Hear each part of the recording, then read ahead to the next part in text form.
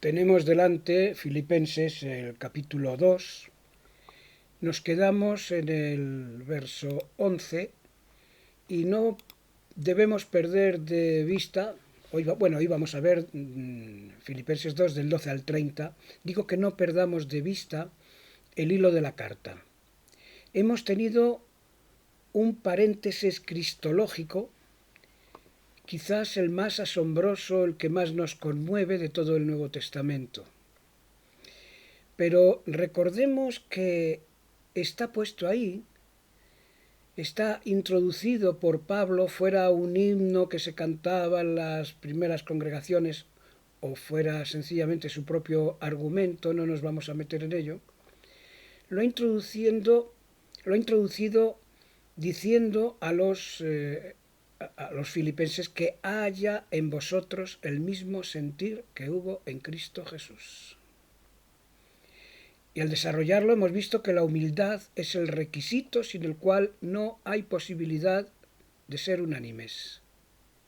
Y si no hay posibilidad en una iglesia de ser unánimes, de tener el mismo ánimo, pues entonces no podemos combatir todos juntos por la fe del Evangelio, tal como ya vimos en 1.27. Hemos leído en su momento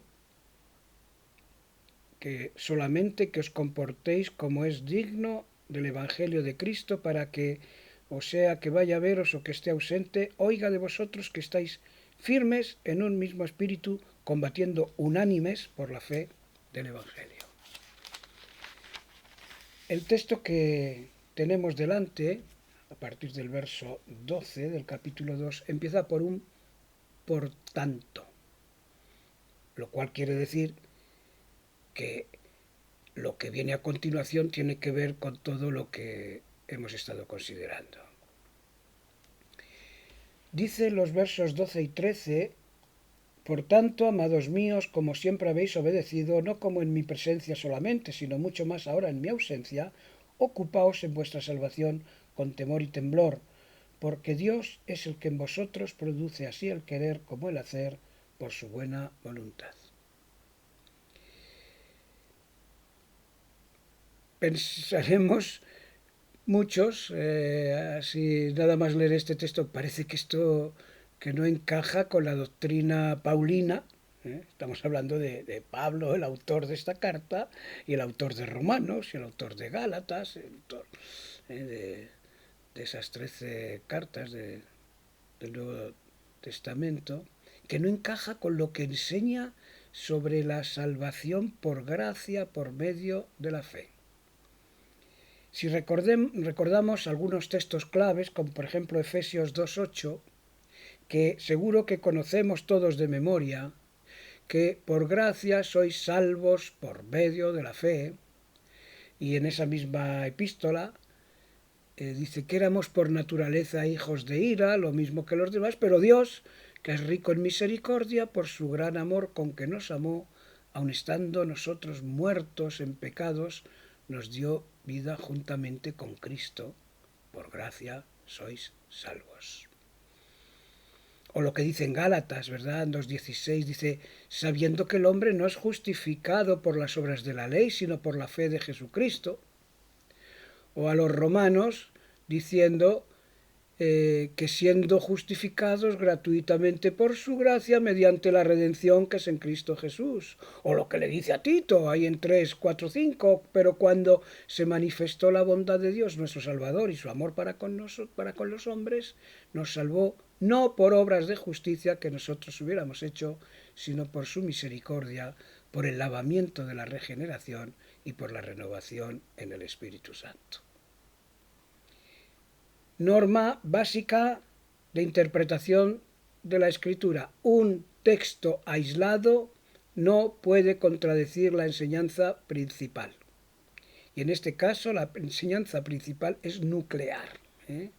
Así que vamos a ver qué es lo que quiere decir Pablo con el ocupaos en vuestra salvación con temor y temblor. Es imposible entonces que esté diciéndonos que debemos ganar nuestra salvación O como hay gente que dice, sí, claro que es por gracia, pero hay que ser merecedor de esa gracia. Es una manera de decir que hay que ganarla, es una manera de decir que no es gracia. La gracia deja de ser gracia para que se convierta en un merecimiento. Entonces, vamos a ver, ¿qué quiere decir? Ocupaos en vuestra salvación con temor y temblor.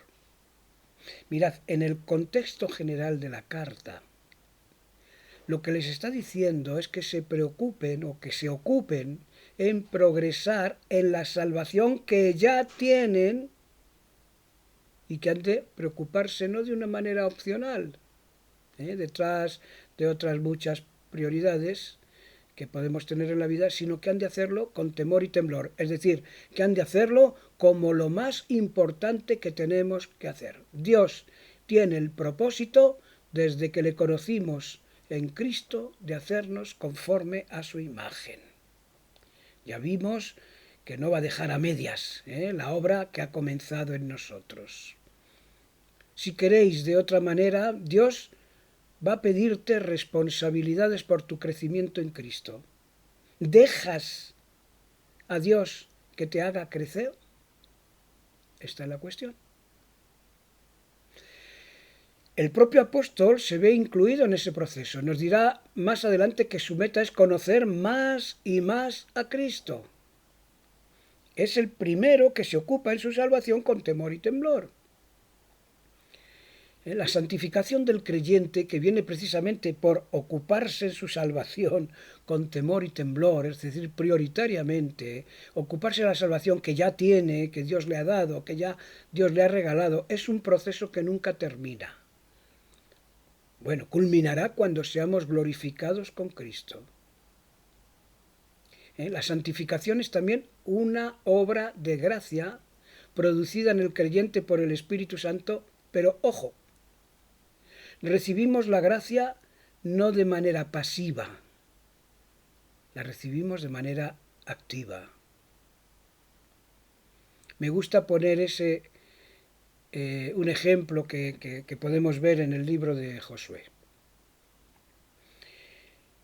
Nos ilustra mucho lo que quiero decir, ese ocuparse en lo que Dios te ha dado. Fijaros que muchas veces aparece la frase de parte de Dios que indica que ya os he entregado la tierra. Que ya le ha entregado la tierra prometida a su pueblo, tal como prometió que haría. Yo ya os la he entregado. Bueno, pues, tómala. Vas a participar en esa entrega. Pero, vamos a ver, Señor, si tú me la entregas, no se trata entonces de que nos quedemos sentados mirando a los habitantes de estas ciudades cananeas que se vayan, que las dejen libres, vacías y... No, no, no, no, no, no.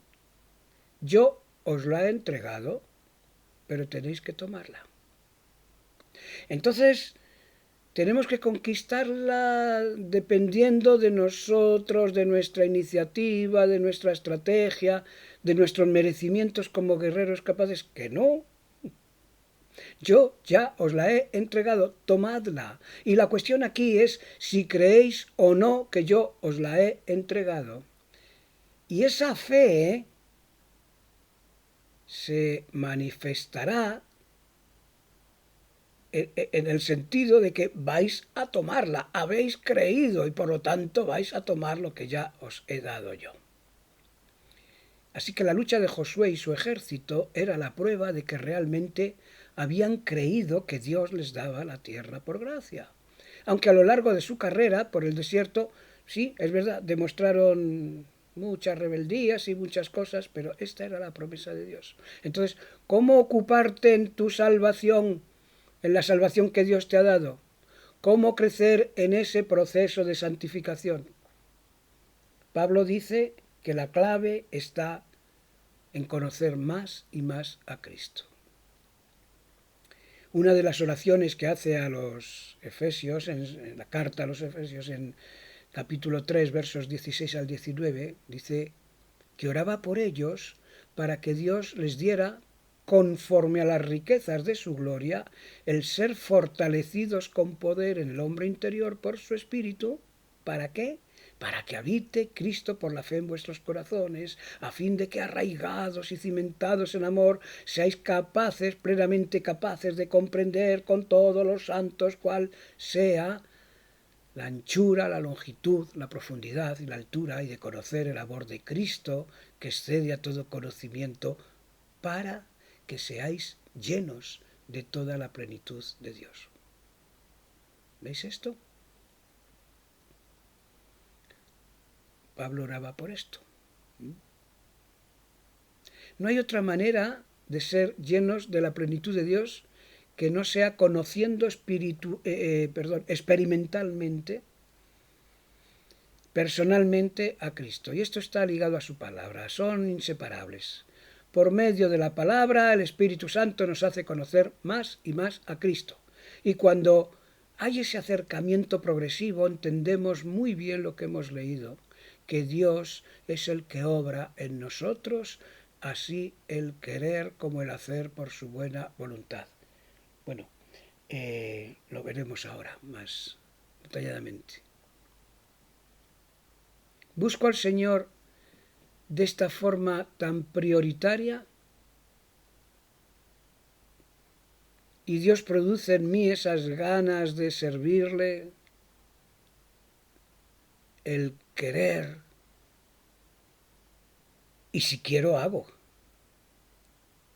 Todo viene por gracia. La salvación, el deseo y la oportunidad de servirle. Pablo lo había experimentado muy bien. Dice, he trabajado más que todos ellos, refiriéndose a los demás apóstoles, a sus consiervos. Pero no yo, sino la gracia de Dios en mí. Ahora Pablo,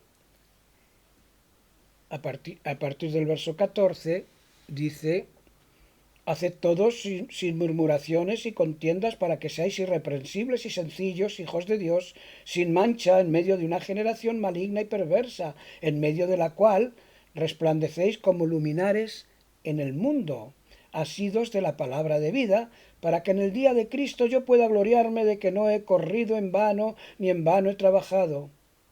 Y aunque sea derramado en libación sobre el sacrificio y servicio de vuestra fe, me gozo y me regocijo con todos vosotros, y asimismo gozaos y regocijaos también vosotros conmigo. Es bueno que tengáis la Biblia adelante cuando estéis viendo este vídeo, si lo estáis viendo. Pablo ahora es como si aterrizara en concretar, pero concretar en el contexto de aquella comunidad. Que el mayor problema era que aunque había hermanos ejemplares en cuanto a su amor y a su testimonio, era que no conseguían ser unánimes. Y aquí tenían que poner el mayor interés. No hacer las cosas de mala gana, no hacerlas murmurando, no hacerlas levantando contiendas, intentando defender cada cual sus razones en detrimento de la unidad. Tenemos que entender que no solo los creyentes a nivel individual crecemos, las iglesias han de crecer, las comunidades han de crecer. La buena obra que Jesucristo comenzó en cada uno de nosotros es también la buena obra que comenzó en cada una de las iglesias. Es por eso que cuando abrimos el libro de Apocalipsis y vemos la carta dirigida a las 7 iglesias, aparecen virtudes, sí, pero también cosas que deberían corregir. A veces tendríamos que pensar, igual que piensan los sociólogos cuando examinan una sociedad como si fueran un único individuo que va para acá, que va para allá, etcétera. Tendríamos que pensar un poquito así de la Iglesia. Así que volviendo al texto, se les recuerda lo de las murmuraciones y contiendas, que además de afectar al interior de la congregación, a las relaciones de los unos con los otros, afectan también al testimonio hacia el exterior. Y ojo, estáis en medio de una generación maligna y perversa. Una generación que vive en tinieblas y la única luz que pueden recibir es la de una iglesia que viva el Evangelio. Al decir que vivimos en medio de una generación maligna y perversa, no es para despreciarlos, es para que nos dé asco, para que no, no, es justamente para tener conciencia de que la única luz que pueden recibir es la de una iglesia que viva el Evangelio. Que cuando lo vean los de fuera entiendan que hay otra alternativa en la vida. Ya lo dijo Jesús, Pablo no se lo saca de la manga. Vosotros sois la luz del mundo y una ciudad asentada sobre un monte no se puede esconder. Ni se enciende una luz y se pone debajo de un almud, sino sobre el candelero y alumbra a todos los que están en casa. Así alumbre vuestra luz delante de los hombres para que vean vuestras buenas obras y glorifiquen a vuestro Padre que está en los cielos. Fijaos que está en tiempo presente. Tanto lo que dice Jesús, como lo dice Pablo, vosotros sois la luz, resplandecéis como luminares. Así que no tratemos de mostrar lo que no somos. Vivamos a Cristo y hagamos que esa luz de Cristo es la que se manifieste y se haga evidente para los demás.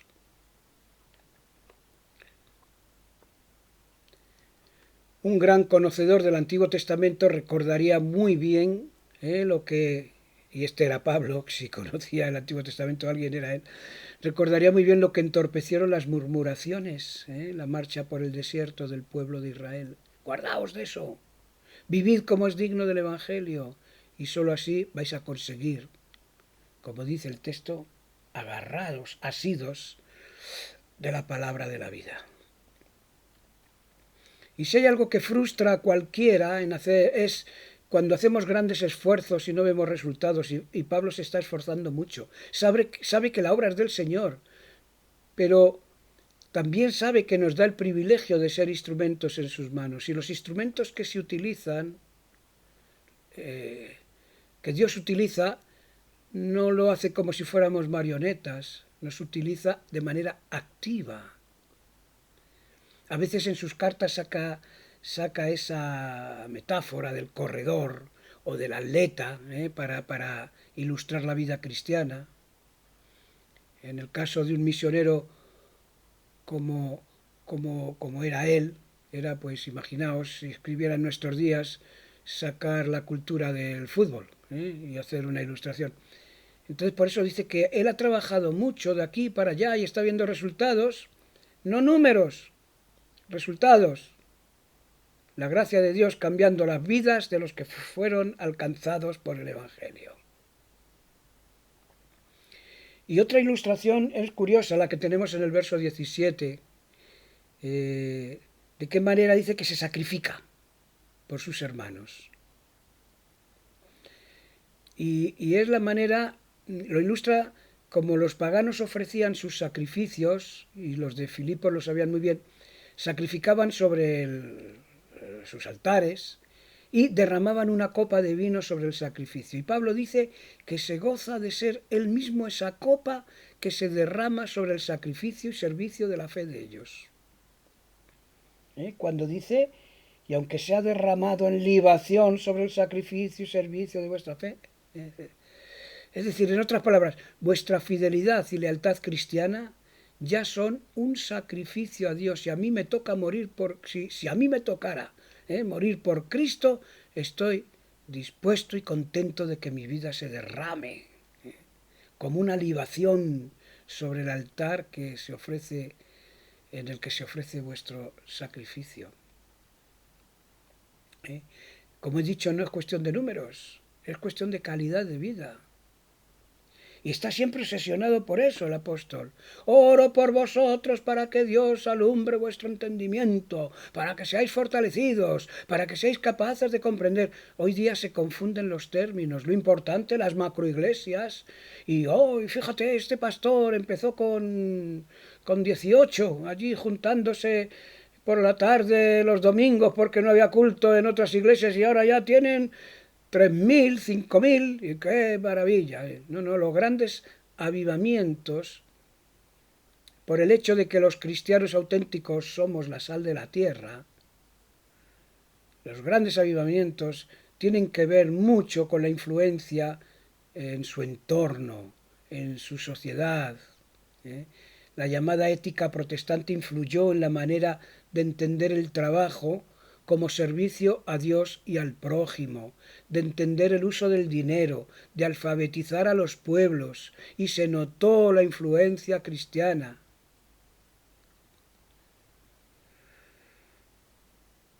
¿Cómo es la vida de los creyentes cuando a veces se dice que hay grandes avivamientos porque las iglesias se llenan y hay una gran masa de gente que va y todo esto, y resulta que luego las sociedades no se nota para nada esa influencia? Habría que pensárselo. Vamos a leer los versos 19 al 24. Espero en el Señor Jesús enviaros pronto a Timoteo, para que yo también esté de buen ánimo al saber de vuestro estado, pues a ninguno tengo del mismo ánimo y que tan sinceramente se interese por vosotros. Porque todos buscan lo suyo propio y no lo que es de Cristo Jesús. Pero ya conocéis los méritos de él, que como hijo a padre ha servido conmigo en el Evangelio, así que a este espero enviaros luego que yo vea cómo van mis asuntos. Y confío en el Señor que yo también iré pronto a vosotros. ¿Qué aprecio tiene Pablo a aquellos que él llama colaboradores? Sin actores secundarios no hay película, no hay obra de teatro. Y Pablo reconoce la gracia de Dios en sus colaboradores, tan fieles, y confiesa que sin ellos no hubiera podido hacer nada de lo que hizo. Timoteo es un colaborador que se interesa por los hermanos en Cristo de manera sincera. Ha servido con Pablo a sus órdenes como un hijo, como que trabajara con su padre.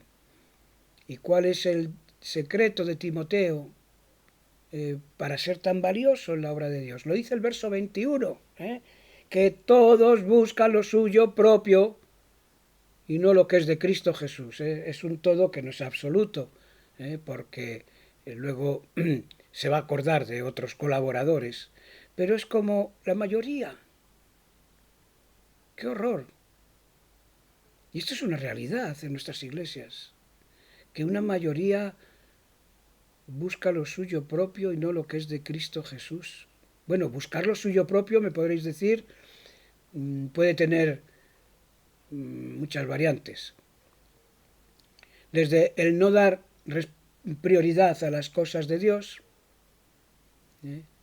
Hace falta tal o cual ministerio, bueno, sí, pero que lo haga otro, que yo estoy muy ocupado. Hasta el ocuparse en las cosas de Dios como protagonista. Eso es buscar lo suyo propio también. Estás sirviendo, sí, exteriormente. Fijaros, esto ya lo hemos visto. Al principio de la carta, que Pablo estaba preso, otros aprovechaban para tener el protagonismo y lo hacían por contienda o por vanagloria. Pablo decía, bueno, aunque sea por contienda o por vanagloria, si lo que predican es el Evangelio, pues vale, sí, me alegro y me gozo en eso, pero el que lo está haciendo así, ¿está dando prioridad a las cosas de Dios o a sus propios intereses? Desgraciadamente en las iglesias abundan los que tienen inquietud por extender el Evangelio, o tienen dones claros que el Señor les ha dado y dicen que prefieren que se les vea, que prefieren ser cabezas de ratón que cola de león, que el ser sumisos no va con ellos, que ese mandato en la epístola a los Hebreos, que no se traduce bien cuando dice obedeced a vuestros pastores, en realidad es dejaros persuadir por vuestros pastores, tampoco va con ellos. Y a veces divisiones y se abre una iglesia como el que abre una frutería. He comenzado una obra. O van de francotiradores haciendo su propia obra, pero al margen de una iglesia. En lugar de unir fuerzas, de trabajar en equipo, de poner sus dones a disposición del Señor y de sus hermanos, supervisado por los pastores o ancianos de una congregación. Esa es la manera de restar fuerza al testimonio de las iglesias, aunque parezca todo lo contrario. Claro que hemos de buscar lo propio, en el sentido de, claro, me tengo que preocupar, ¿verdad? Por mi trabajo, mis estudios, todo esto. Pero Pablo lo que está hablando ahí es de prioridades. Cuando solo me ocupo de lo mío propio, o parece que me ocupo de las cosas del Señor, pero estoy buscando mis intereses, no es, no es lo que el Señor nos manda. Y ahora ya en los versos 25 al 30 vamos a ver otro personaje ejemplar. Por ejemplo, Epafrodito dice: mas tuve por necesario enviaros a Epafrodito, mi hermano y colaborador y compañero de milicia, vuestro mensajero, ministrador de mis necesidades, porque él tenía gran deseo de veros a todos vosotros, y gravemente se angustió porque habíais oído que había enfermado. Pues en verdad estuvo enfermo, a punto de morir, pero Dios tuvo de misericordia de él, y no solamente de él, sino también de mí, para que yo no tuviese tristeza sobre tristeza. Así que le envío con mayor solicitud para que al verle de nuevo os gocéis y yo esté con menos tristeza. Recibidle pues en el Señor con todo gozo, tened en estima a los que son como él, porque por la obra de Cristo estuvo próximo a la muerte, exponiendo su vida para suplir lo que faltaba en vuestro servicio por mí. Epafrodito. ¿Sabéis lo que quiere decir su nombre? Pues es un poco pagano, pero le cae muy bien. Su nombre literalmente es honrado por Afrodita. Afrodita era la diosa del amor. De ahí viene la palabra, por ejemplo, afrodisíaco, ¿no? Y aquí tiene el sentido de agradable, encantador, cariñoso. Y parece que tenía mucho de esto. Así que, hermano, colaborador, compañero de milicia, mensajero para los hermanos, preocupado por la congregación, ocupándose por las necesidades de Pablo, que en este caso estaba preso. Así que tenemos aquí un hermano con un corazón de oro que cuando cae enfermo está más preocupado de la preocupación que su enfermedad podía provocar los hermanos de Filipos que por su propia enfermedad. Claro, entonces no había WhatsApp ni nada de esto para dar noticias. Ay, están preocupadísimos porque estoy enfermo y tal. El disgusto de alguien a quien se le diagnostica una grave enfermedad y está pensando en lo tristes que se van a poner los seres queridos. Bueno, en este caso, Epafrodito se curó. Se curó porque Dios tuvo misericordia de él, hemos leído. Bueno, cuando nos curamos nosotros también. A veces con intervención de los médicos, que lo que hacen es analizar los principios de la ciencia que tiene que ver con las leyes de la naturaleza que Dios ha puesto, y las están aplicando. Así que en definitiva, cuando los médicos te curan, Dios está detrás de esto. Otras veces no, otras veces nos curamos y sin intervención de los médicos, incluso a veces de manera asombrosa. Muy bien, vale. ¿Hay oraciones por medio? Por supuesto. A veces Dios concede la curación, otras veces no. No saquemos ideas extrañas, ajenas a la palabra de Dios. Un creyente no puede estar enfermo y si no se cura es por falta de fe. No, por favor. No hay nada de eso en la palabra de Dios. Pablo agradece a Dios la curación de Epafrodito. Hubiera sido muy doloroso para él, dice el verso 27. Y el gran Pablo depende de sus hermanos, no solamente en el nivel práctico en cuanto a sus necesidades materiales, sino también a nivel afectivo. Epafrodito es enviado a sus queridos hermanos que se gozarán os gozaréis con Epafrodito, les está diciendo. Tratadle con atención, con cortesía especial, porque también este hermano ha sufrido por Cristo, ha expuesto su vida. Vaya currículum. Qué distinto a como se entienden hoy los currículos que destacamos a veces como influyentes. Hermanos, aquí está entre vosotros o entre nosotros a fulano, doctor en teología, conferenciante, presidente de no sé qué, pastor de una iglesia de tropecientos miembros. Y los que se dejan la piel a tiras por causa de Cristo, ahí están sus biografías, leedla. Y lo único que cosecharon muchas veces fueron desprecios, incomprensión, y a veces hasta dieron su propia vida. Bueno, hemos llegado al final de este capítulo. Ocupémonos de nuestra salvación, la que el Señor ya nos ha dado, de manera prioritaria, con mucho interés. Temor y temblor es lo que quiere decir, ¿eh? No para estar con miedo no, con mucho interés, que es muy importante.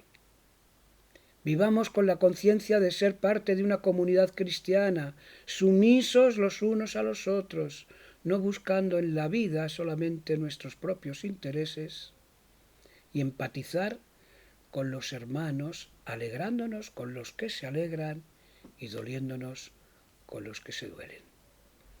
Que Dios nos bendiga.